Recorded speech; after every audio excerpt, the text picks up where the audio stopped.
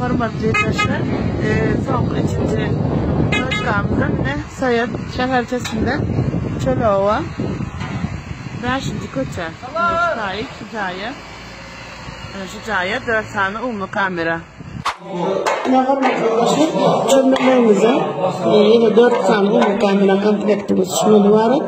Yanında 8 metre kablo bilen şu komplekt ekip olsanız devam ederiz.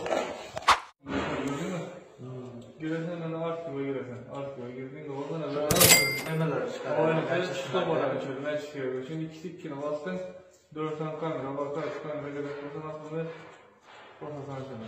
Ama 2 kamera gerek, 2 kamera var mı? Böyle kolay basasan anazak işte bana. Yani böyle de onun için oldu. Yani şu yaşlı oldu ya şöyle. Allah. Uzak işte bana. Yok, sonra içeri borcak olsun, daha çok olsun ben de içeri. Böyle basasan. Allah.